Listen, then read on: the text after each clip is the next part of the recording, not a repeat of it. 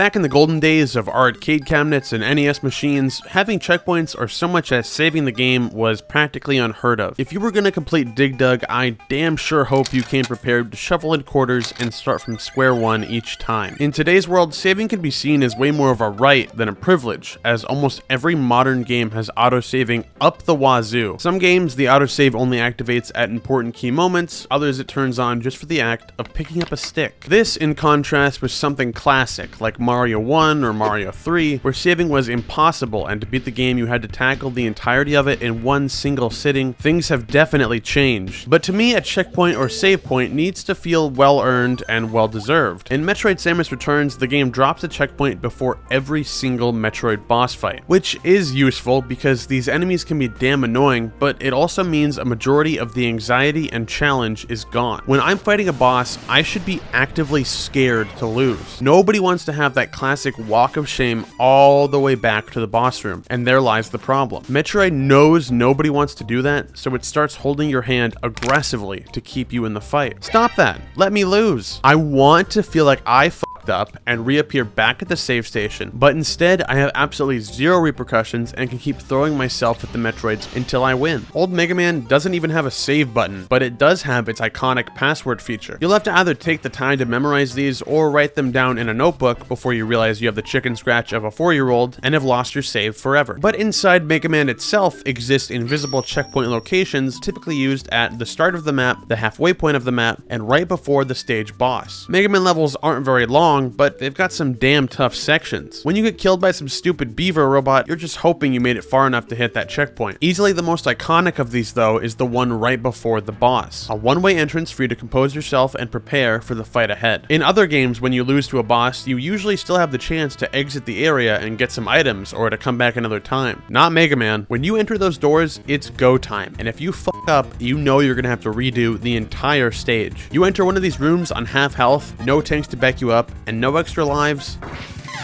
Save points, I think, are coolest when they're actually in the physical, digital world you're playing in. Not just a save button on the screen, but a big, bright, glowy box for you to whack, or something for the player to interact with. Mario and Sonic have always done a pretty good job with checkpoints in my experience. In Sonic, you hardly even think about or notice hitting one of these things after speeding by. And most Mario levels will drop a checkpoint or two around, but they also know how to hold back their checkpoint load when the time is right. Champion's Road is a upwardly hard level in Super Mario 3D World, and it doesn't even have a checkpoint. But it doesn't need one. The level itself isn't so long as to warrant requiring it. And I think that's mostly where a checkpoint is actually needed. I'd much rather a save spot be placed before a god-awful 20-minute tedious hell zone than a bunch of 3-minute occasionally challenging boss fights. Video games could have just as easily made checkpoints and save points all the same boring little box, some dull menu to navigate, or resetting the entire damn world just to save your game if your name is Majora's Mask. But they didn't, and developers got really creative with setting up unique locations and objects you can save at. Sometimes it's a whole entire room dedicated to letting you catch your breath, like the save stations in Metroid and Castlevania, or the typewriters in Resident Evil. Resident Evil 4 in specific is a great example. Throughout the game you'll find save rooms, and these rooms play a very distant, calming yet somber track in the background, and interacting with the typewriter allows you to save your game. It's portrayed like the main character Leon is manually typing out his progress and writing down his findings so far. Resident Evil 4 is a game where you spend 87% of it in your menu playing Tetris trying to organize your shit, and the other 13%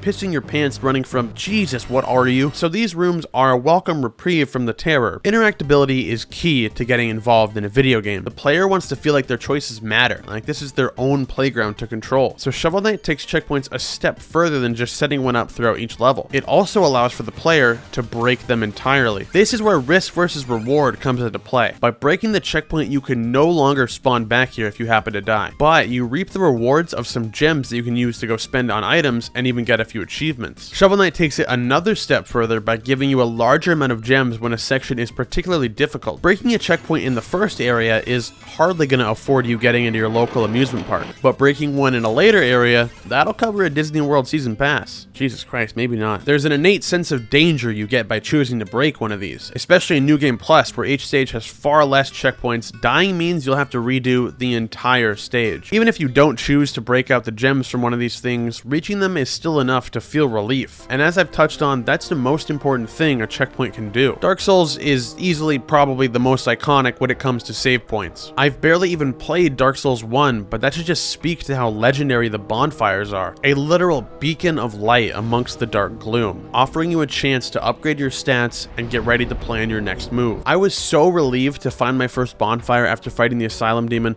I turned the game off. Now, lighting bonfires are great and all, but you can't easily sit on a bonfire. The benches of Hollow Knight are truly something special and are probably the only reason I can remotely understand the feeling of discovering a bonfire in Dark Souls. Benches serve as a way for you to restore your health, equip different charms, reveal more locations on your map, and of course, save your game. I have never felt such relief like I have when finding a new bench to call home. The game is littered with these, but when you're unfamiliar with the world, it can very easily feel like only a handful exist. But each bench offers a different story, like getting the chance to sit down with Quirrell and gaze out at the City of Tears, finding yourself alone in the Queen's Gardens watching the overgrown land, or coming across the crooked bench in the Royal Waterways, the broken snapped bench in King Station. Seeing the very first bench you come across in the very first town slowly start to get more and more people bustling throughout. Every single bench has history right alongside it, and getting to have a well-earned rest right after sprinting away from Jesus, what are you, is a feeling like no other. There's no perfect way to do checkpoints and save points, and we'll forever have the issue of too many checkpoints, not enough checkpoints, far too much auto-saving, and so on. But as long as you're having fun and enjoying the game, then at the end of the day, it doesn't really matter if a checkpoint was deserved or not. Unless if you're a Mega Man password system, then you can go fuck yourself.